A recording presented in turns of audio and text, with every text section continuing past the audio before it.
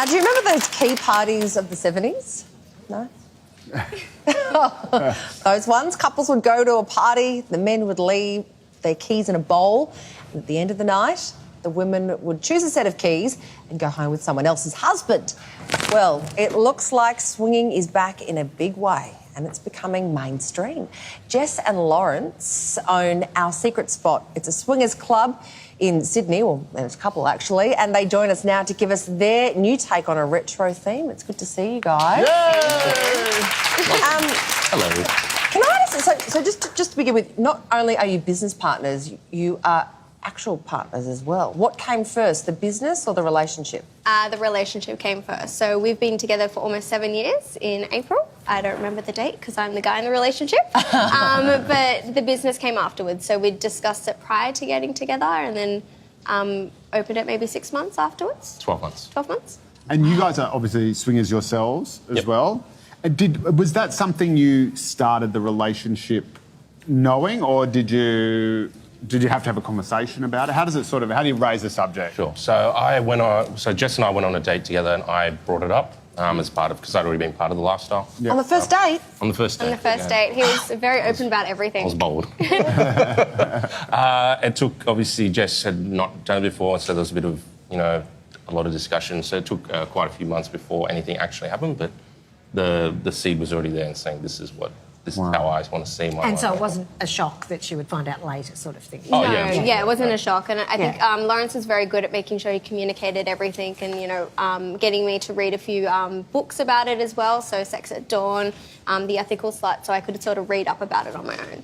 And were you taken aback a bit? Because, I'm a bit old-fashioned. Like, I'm pretty wild and crazy about other things. But with relationships, I'm very sort of like, if I'm in a relationship, I'm monogamous. Were you sort of taken aback and thinking, hang on? I think because I was quite young as well. I was 21, so I was a little bit more adventurous. And I sort of said, look, I trust him and I have a really good vibe with him, so I'm just going to go in and see what happens. And so when you did go in and see how does it work? So essentially, with with the venue that we have, the club is a little bit different to obviously jumping into the lifestyle. With us jumping into the lifestyle, we sort of communicated what we'd be comfortable with and then set some ground rules. And it's kind of similar with the club. So once you do turn up, somebody will show you around and then set some ground rules as well. And do you do that at the club? Yes. So Lawrence and I own 2 swingers clubs in Sydney, and obviously once you do come to the club, you get shown around, but then, yes, you are more than welcome to participate and enjoy swinging. So obviously there's a market for this because you own 2 swingers clubs in Sydney. Now, what sort of people are you seeing come through the doors? Is it young people, older people, a mix? There's a good mix. Straight? Straight, bi, gay, lesbian, we're inclusive of everyone. We do a lot of work to try and break the myth of that 70s key party stereotype because it's... So you love Darian Trope? Yeah. You say it's a stereotype, though, but how does it work, though? You literally arrive at a party with your husband and leave with someone else's. No. So the philosophy that we try to teach and encourage everyone to practice is consent and communication. So people come along...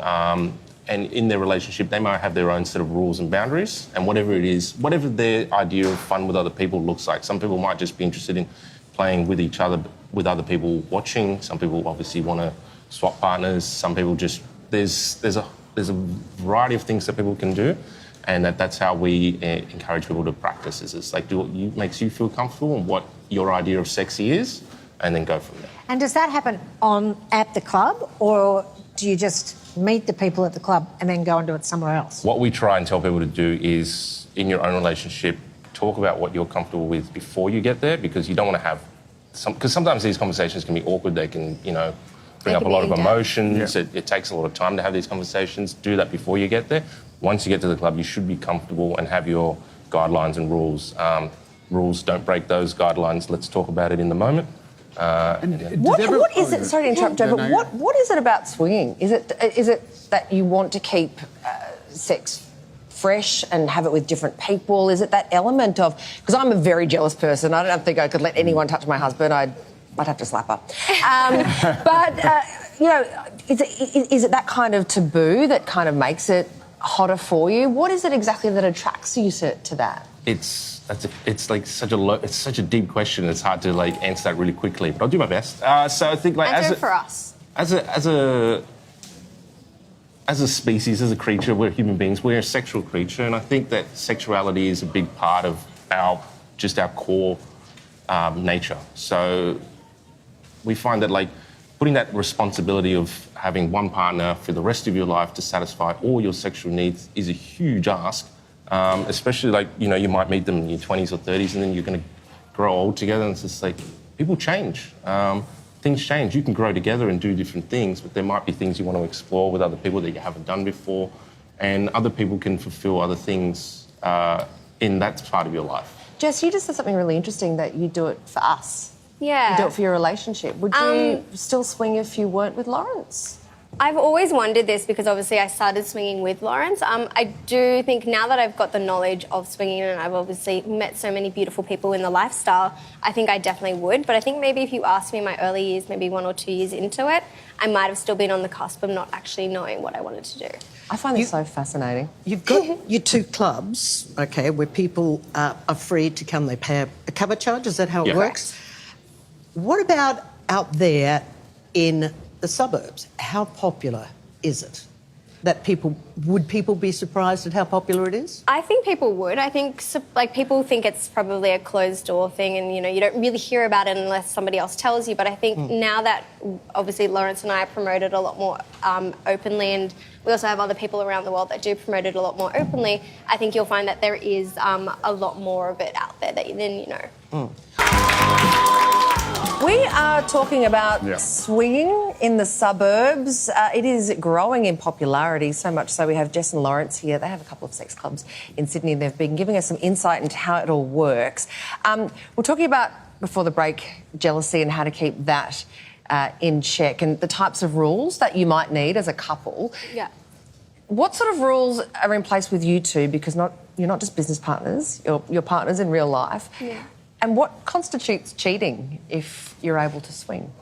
So I think jealousy I'll start on jealousy and then I'll go to rules. So jealousy, I probably am a much more jealous person than Lawrence has ever been. But I think a lot of jealousy comes from inside, so it's your own insecurities rather than what they're doing. So I think as long as you can communicate and talk it out and make sure you guys are both comfortable at the end of it, like, things will happen and you are going to feel uncomfortable in certain situations, but as long as you talk about it, I mean, everything ends up pretty good. Do you have a veto power? Like, if something Lawrence does makes you feel uncomfortable, can you say, all right, I'm no longer cool with this? And then do you stop that? So we do, and we encourage couples that we come in contact with, is, like, always have a veto power. So the person of least comfort always has vetoes. So you can't. So it can't just be one person overpowering, saying, "I want to do this," and the other's like, you never want to push somebody into it. And so the people who you swing with, do you have ongoing relationships with those people, or is every single one of those a one-night stand? It's a bit of half-half. So, I mean, there's different ways to look at it. So you could have, like, a polyamorous relationship. So you have multiple relationships with those people, emotional and physical.